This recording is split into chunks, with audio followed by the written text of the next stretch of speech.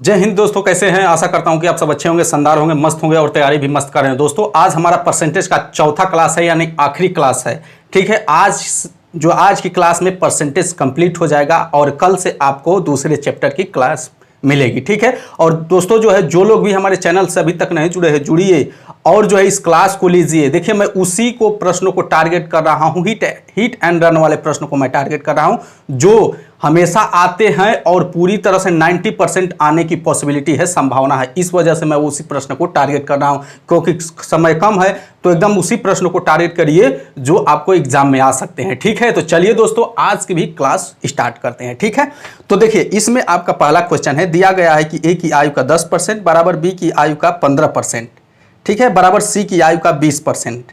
यदि A B तथा सी की आयु का योग 78,000 हो तो बी की आयु कितनी है। देखिए इस प्रश्न को जो है कैसे इजीली सॉल्व करेंगे। ठीक है, यहाँ पे क्या कह रहा है साथियों कि ए की आयु का 10%। देखिए यहाँ पे ए है हो गया, ए की आयु का 10% का मतलब कि 10/100 इक्वल टू बी की आयु का कितना परसेंट, बी की आयु का 15%। ठीक है, 15/100 इक्वल टू आपका सी की आयु का 20%। ठीक है, सी की आयु का 20%/100। ठीक है, ये आपस में बराबर हैं। ठीक है, अब देखिए साथियों, इसका जो है इस तरह से फॉर्मेट में दिया रहता है तो हम अनुपात समानुपात के चैप्टर में अनुपात समानुपात के चैप्टर में क्या पढ़े हैं कि इनका अनुपात जो है कैसे, जैसे तीनों आपस में बराबर रहते हैं तो इन लोगों का अनुपात कैसे निकालते हैं। तो देखिए ए अनुपात बी अनुपात सी, ठीक है, बराबर। और ये जो संख्या दिया है इसके गुणे में, इसको पलट देते हैं। ठीक है, पलट देते हैं, यानी ए के लिए देखिए, ए के लिए 10/100 है तो 100/10 हो जाएगा। क्लियर। अनुपात बी के लिए, बी में क्या है, बी गुणे 15/100 है तो 100/15 हो जाएगा। ठीक है, अनुपात।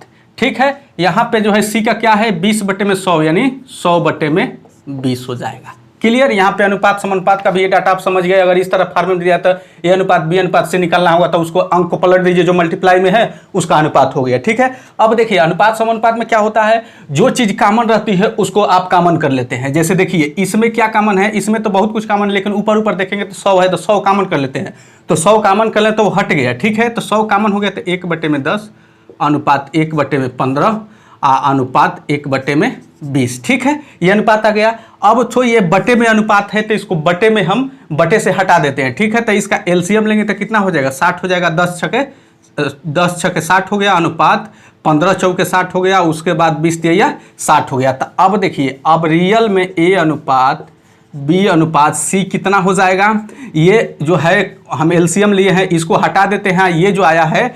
6:4:3, यही इसका जो है रियल अनुपात एबीसी का होता है। ठीक है, क्लियर। ये अनुपात भी आपको समझ में नहीं आता, ये आप जो है फॉर्मेट इस तरह से रहेगा तो इस तरह से अनुपात बनेगा। ठीक है, तो कह रहा है कि बी की आयु कितनी है, इसमें टोटल आयु कितना दिया है, टोटल सभी का 78,000 दिया है। ठीक है, टोटल कितना दिया है, 78,000। तो बी की आयु, तो बी इसमें क्या है, 4 है। बी क्या है, 4 की वैल्यू, बी की वैल्यू 4 है तो 4 में इन सबको जोड़ दो, 6 4 10 3 13।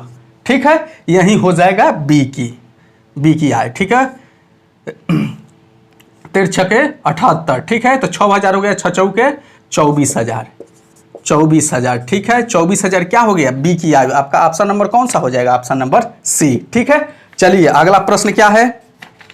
ये प्रश्न साथियों जो है क्या कह रहा है, बहुत देखिए इसको बहुत ही इजीली सॉल्व करेंगे। किसी विद्यालय में लड़के तथा लड़कियां 3:2 के अनुपात में है। यदि 20% लड़के तथा 30% लड़कियां छात्रवृत्ति लेने वाले हो तो छात्रवृत्ति न लेने वाले विद्यार्थियों का प्रतिशत कितना है, यानी जो छात्रवृत्ति नहीं पा रहे हैं उन लोगों का प्रतिशत कितना है। देखिए किसी विद्यालय में लड़के तथा लड़कियों का अनुपात। ठीक है, देखिए ये आपका जो है बॉयज हो गया, ये गर्ल्स हो गया। ये कितना दिया है, 3:2 दिया है ना, 3:2 दिया है, 3:2 दिया है। तो इसको अनुपात से हटा लेते हैं हम, जो क्या करते हैं इसमें, ये 300 हो गया, यानी 100 से गुणा कर देते हैं दोनों में, ये 200 हो गया। ठीक है, इसको सीधा सीधा ले लेते हैं क्योंकि हमको परसेंटेज निकालना है। ठीक है, तो इसको हम देखिए 100 से नहीं, हम इसको जो है चाहे तो 200 से भी गुणा करेंगे, लेकिन 200 से इसमें गुणा करेंगे तो 200 से इसमें भी गुणा करेंगे, 10 से इसमें भी गुणा करेंगे, 10 में, यानी जो संख्या से गुणा करेंगे दोनों में गुणा करेंगे कई संख्या से। ठीक है, मान में कोई परिवर्तन नहीं। तो ये 300 हो गया, ये 200 हो गया। अब देखिए क्या कह रहा है साथियों कि कह रहा है कि आपका जो है 20% लड़के तथा 30% लड़कियां छात्रवृत्ति लेने वाले हो, यानी लड़के में कितने हैं 20%। तो ये बताइए कि जो है इसमें से 20% छात्रवृत्ति लेने वाले हैं, तो 300 में 300 का 20% कितना होगा, 20 या 60 होगा। ठीक है, इतने छात्रवृत्ति पा गए। तो कितने छात्रवृत्ति नहीं पाए, 240। क्लियर। अब इसमें देखिए लड़कियों में कितना है, लड़कियों में छात्रवृत्ति पाने वालों की संख्या कितनी है, 30%। तो 200 का 30% का मतलब क्या, 30 दूनी 60। 60 लड़कियां ऐसी हैं जो छात्रवृत्ति पा रही हैं, तो कितनी लड़कियां ऐसी हैं जो छात्रवृत्ति नहीं पा रही, तो 200 में से 60 घटा दीजिए तो कितना हो गया, 140। ठीक है। अब पूछ रहा है यही, ये जो है छात्रवृत्ति इसको नहीं मिल रहा है, इसको नहीं मिल रहा है, तो पूछ रहा है कि इन लोग का परसेंटेज कितना है। तो देखिए 240 और 140 को जोड़ेंगे तो कितना होगा, 200 300 380 है ना, और नहीं 380 नहीं, हाँ 200 300 और 40 40 80 380 हो गया। ये इतने जो है लड़के और लड़कियां दोनों मिलके 380 बच्चों को छात्रवृत्ति नहीं मिल रही है।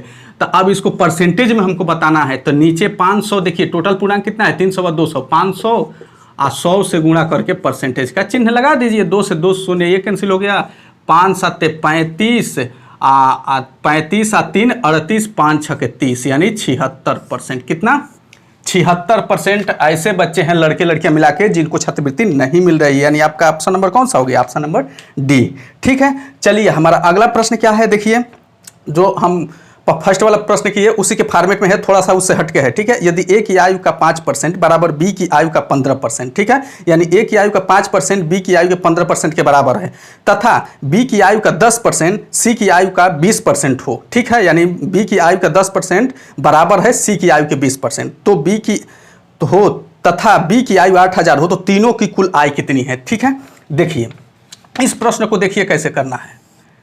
ठीक है, अब देखिए साथियों ये क्या कह रहा है कि ए की आयु का 5%। ठीक है, तो ए की आयु का 5%, 5% मतलब 5/100 इक्वल टू क्या है, बी की आयु का 15%, बी की आयु का 15% हो गया। ये एक ये हो गया फॉर्मेट।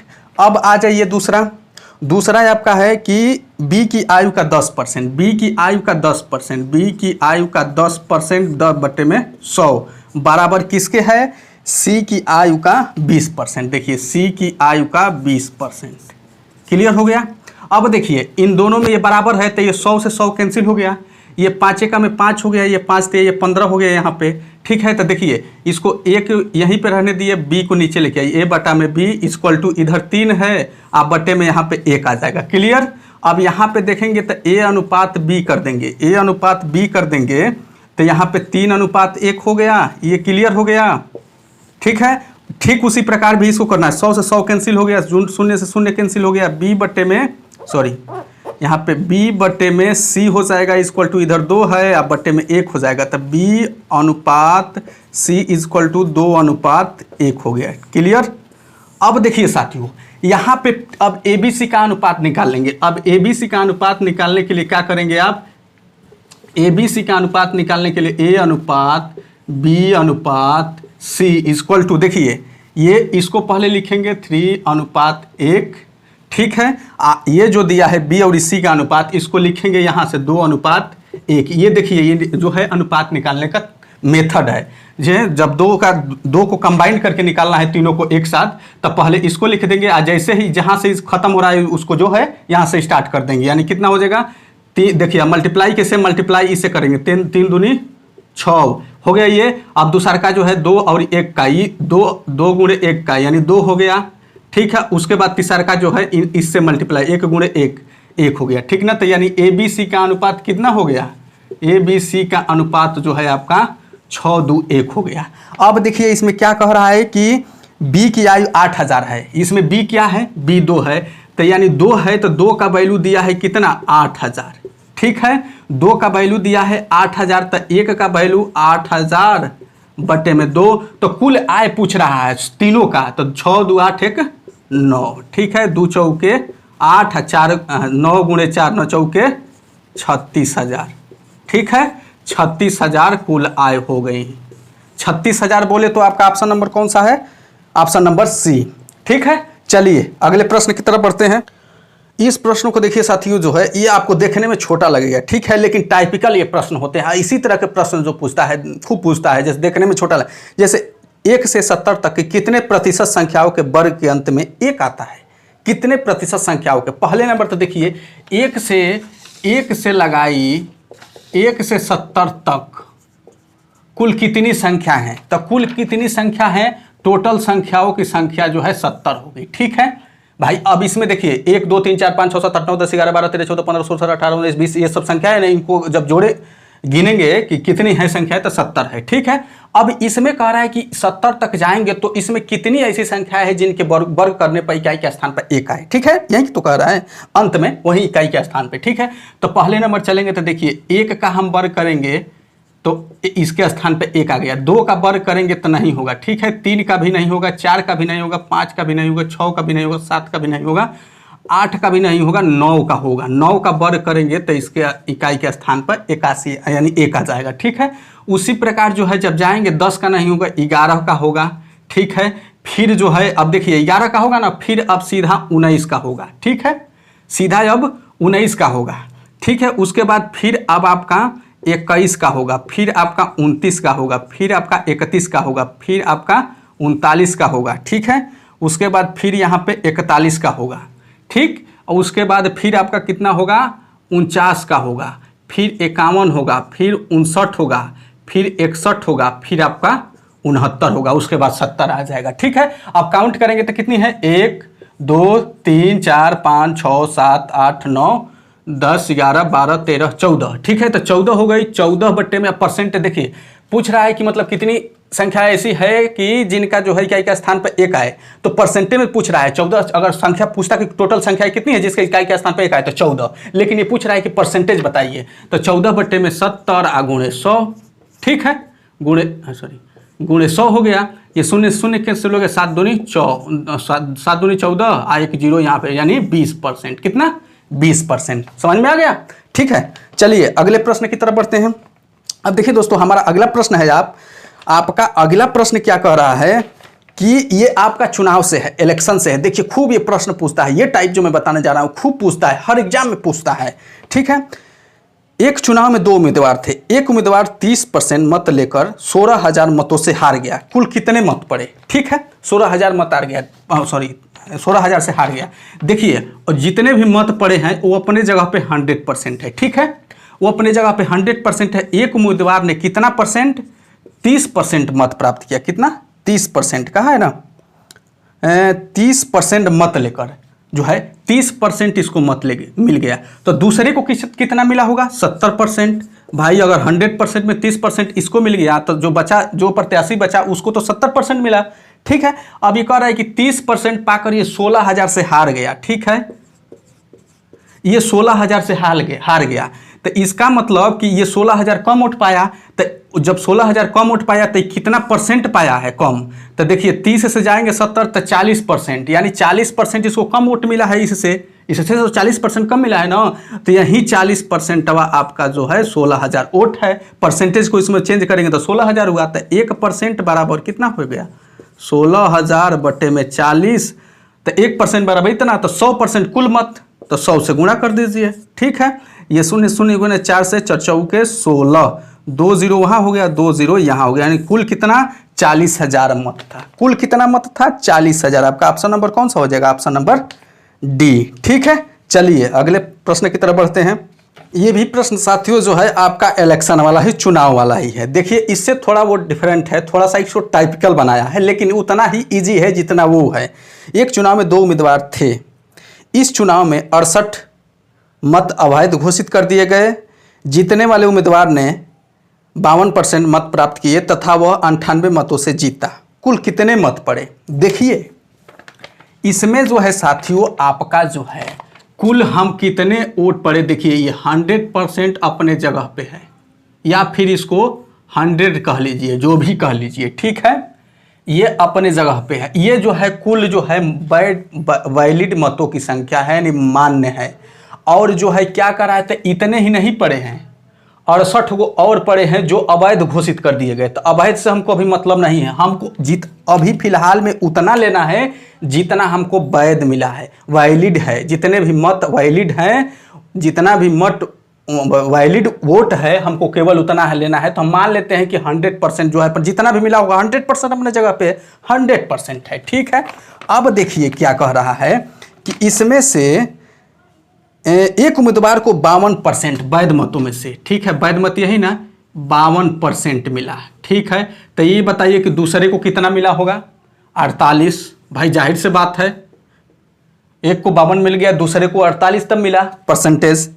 अब देखिए क्या कह रहा है कि 52% मत प्राप्त किए तथा वह 98 मतों से जीता। ये जो 52% पाया है, ये 98 मतों से जीत गया। जाहिर सी बात है, 52% पाया, जीत गया, तो 98 मत से जीता है। तो ये बताइए कि इन दोनों का परसेंटेज का डिफरेंट कितना है? 4%। तो 4% बराबर 98, तो 1% बराबर 98/4। तो 100% बराबर साथियों, तो 100 से गुणा कर दो। 4 दूनी 8, 1 18 हो गया, सॉरी यहाँ पे नहीं लिखना है, यहाँ पे 4 दूनी 8, 18 हो गया, 4 चौके 16, और 2 और 4 5 20, 2450 टोटल। जितने भी वैलिड मत थे 2450 थे। ये तो वैलिड मत है, लेकिन कुल वोट कितने पड़े थे? वोट जो है साथियों इससे ज़्यादा पड़ा था, इतना वोट पड़ा था कि ये तो वैलिड मत है। इस जितना पड़ा था उसमें से 68 जो है आपका जो है अवैध घोषित कर दिया गया। यानी ये वैलिड मत है, अवैध को ले लेंगे, 68 जोड़ देंगे, तब जाके आपके कुल मतों की संख्या हो जाएगी। ये आपका 8 हो गया, ये 6 5 11 के 1 हो गया, 4 1 5 हो गया, 2 हो गया। 2518 को वोट पड़ा था टोटल कितना वोट पड़ा था? 2518, जिसमें से 68 को अवैध घोषित कर दिया गया। 68 को अवैध घोषित करने के बाद 2450 जो है वैलिड मत हुए थे, जिसमें वैलिड मत में से 52% इसको मिला, 48% इसको मिला। क्लियर? तो आपका ऑप्शन नंबर कौन सा हो जाएगा? आपका ऑप्शन नंबर ए हो जाएगा। ठीक है, अब चलिए आगे बढ़ते हैं। देखिए अगला हमारा प्रश्न है, एक कार्यालय में 72% कर्मचारी चाय पीते हैं तथा 44% कॉफी पीते हैं। यदि प्रत्येक कर्मचारी चाय अथवा कॉफी अवश्य पीता हो तथा 40 कर्मचारी चाय तथा कॉफी दोनों पीते हों, तो इस कार्यालय में कुल कितने जो है कर्मचारी हैं? देखिए पहले नंबर तो साथियों मैं बता दूं कि आपको जितने भी कर्मचारी हैं अपने जगह पे 100% है। भाई जितने भी कर्मचारी होंगे वो अपने जगह पे 100% है। अब देखिए कि जो है इतना जो है क्या 44% का 72% चाय पीते हैं। देखिए ये जो 72% ये आपके चाय वाले हो गए। ठीक है, उसके बाद कॉफ़ी वाले कितने हैं? कॉफ़ी वाले आपका 44% है। ये कॉफ़ी वाले 44% है। इन दोनों को जोड़ेंगे 72 प्लस 44 तो कितना हो जाएगा? 4 2 6 हो जाएगा, 7 4 11 हो जाएगा, 116। अभी बताइए कि 116 हो गया तो इन दोनों का डिफरेंट कितना है? इन दोनों का डिफरेंट 16% हुआ ना। इन दोनों का डिफरेंट ये 16% ज़्यादा है, तो 16% बराबर साथियों आपका कितना है? 40 ऐसे हैं, ये देखिए दोनों में डिफरेंट कितना है? 16%। तो 40 ऐसे कर्मचारी हैं जो चाय तथा कॉफी दोनों पीते हैं, 16% 40 के बराबर होंगे। तो 1% बराबर 40/16, 1% बराबर इतना, तो 100% बराबर 100 से गुणा कर दीजिए, काम खत्म। ठीक है, आपका 4 चौके 16, ये 1000 हो गया आपका, 4 ये 25 हो जाएगा, 25 है यहाँ पे 0 है, यानी 250 आपका राइट आंसर। ठीक है, तो आपका ऑप्शन नंबर सी। ठीक है दोस्तों, तो इसी क्वेश्चन के साथ दोस्तों आज की क्लास कंप्लीट होती है और परसेंटेज चैप्टर भी कंप्लीट होता है। अब मैं आप लोगों को जो है इससे जो भी इंपॉर्टेंट होगा उस चैप्टर को मैं आपको अगले दिन से क्लास कराऊंगा। देखिए परसेंटेज ऐसा चैप्टर है कि जो है इसको पढ़ना हर प्रश्न हर चैप्टर में समाई होता है। कोई ऐसा प्रश्न नहीं हो जो परसेंटेज से ना जुड़ा हुआ, इसीलिए सबसे पहले मैं परसेंटेज को पढ़ा। ठीक है, अब आगे आपका दूसरा चैप्टर कल आपके सामने होगा। ठीक है, तो चलिए दोस्तों मिलते हैं अगली क्लास में।